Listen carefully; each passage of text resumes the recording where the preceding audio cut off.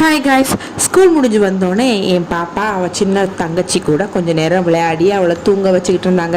நம்ம வெளியே அந்த பிள்ளையை எடுத்து செய்யும்போது நமக்கு ஒரு சின்ன சந்தோஷம் தான்.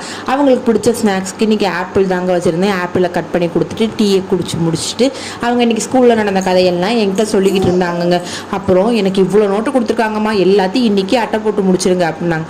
இந்த ஸ்கூல் திறந்தாலும் இந்த டாஸ்க்கும் நம்மளை விட்டு என்றைக்குமே போகிறதே இல்லைங்க. கொடுக்குற புக்கெல்லாம் ஒரே நாள் அட்டை போட்டு கொடுங்கன்னு வேற சொல்லுவாங்களா.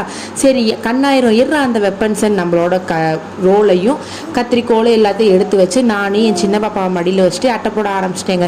அவங்க கையில் ஒரு ரோலை கொடுத்தா அந்த ரோலு வேணா நீ போடுற நோட்டு தான் வேணும்னு அவளும் இழுத்து வம்பிழுக்க அவளை சமாளித்து ஒரு வழியே அந்த நோட்டுக்கெல்லாம் அட்டையை போட்டு முடிச்சு இதுக்கு நடுவில் நைட்டு டின்னரான தோசையும் ஊற்றி முடிச்சு நைட்டு படுக்க மிட் நைட்டே ஆயிடுச்சுங்க.